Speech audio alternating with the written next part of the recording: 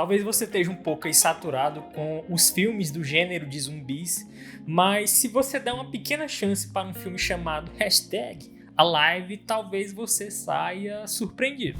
O jovem Jong Woo-ho, desculpem minha pronúncia de coreano, mas ela não tá muito em dia. Ao acordar em um dia aparentemente normal, ele acaba sendo surpreendido quando ele olha pela janela do seu apartamento e vê que o caos está instaurado na sua cidade.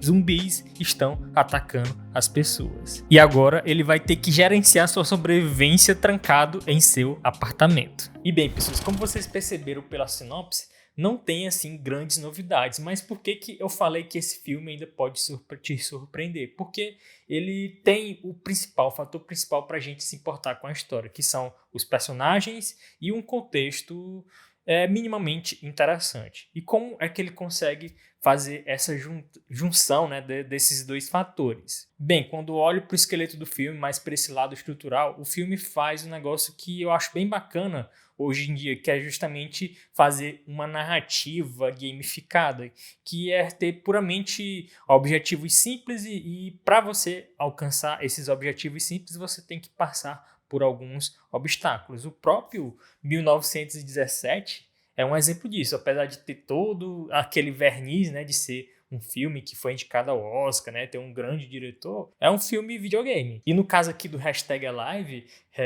não coincidentemente, o seu protagonista é um streamer, né, de jogos. Então o filme ele casa assim, muito bem com a atualidade.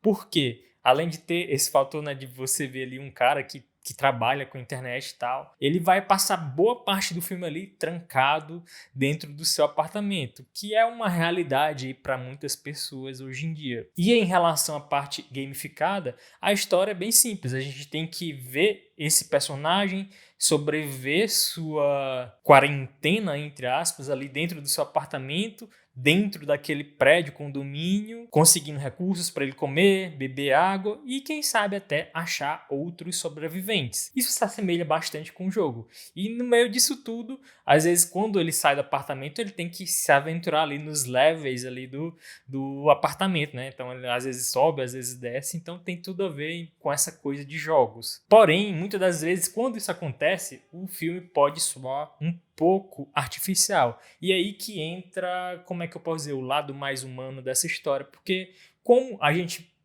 maior parte do tempo ali só acompanhando um personagem ali, ele, enfim, pirando ali dentro do apartamento dele, sozinho, tentando não morrer, é muito mais fácil da gente criar um certo engajamento e torcer para ele sobreviver, né, passando por esses obstáculos, e a gente também, muito mais fácil de se ganhar empatia por ele. Ou seja, o filme sabe utilizar a sua estrutura gamificada junto com elementos de gênero, né, no caso suspense, né, ele vai criar uma antecipação muito boa ali no espectador, no caso a gente, né, pra gente, eita, será que ele vai sobreviver? Eita, como é que ele vai se sair dessa situação? E etc. E com isso já estabelecido, o filme não tenta ser nenhuma obra, nenhuma história megalomaníaca, né, de salvar o mundo, de tentar impedir alguma coisa. Ele vai ser bem conciso ali na sua história, tanto pelo lado de personagens, como também pelo lado de trama ali global. A gente tem um universo pequeno ali naquele bairro, naquele apartamento, e com três ou quatro personagens no máximo. Mas apesar de eu estar falando aqui muito bem, é claro que ele não é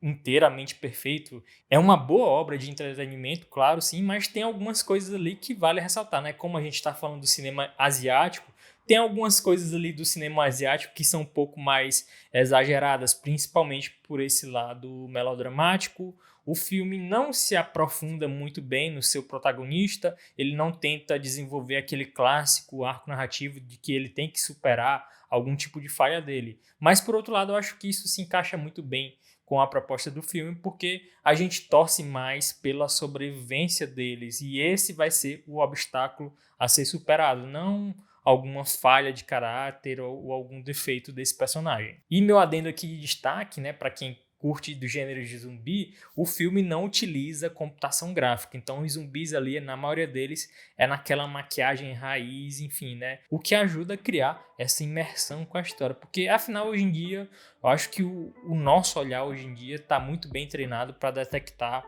o que é computação gráfica e o que não é. Então a gente tendo essa coisa mais artesanal é um ponto positivo aí para a história, beleza? Então é isso, em resumo, o filme cumpre muito bem seu papel, seu valor de entretenimento, de criar uma história empática com pitadas de suspense e jump scares, beleza? Espero que vocês tenham gostado dessa crítica, se inscreve no canal, dá aquele joinha maroto e no final desse vídeo vai ter mais sugestões de vídeos que eu já fiz aí no passado, beleza? Então, falou!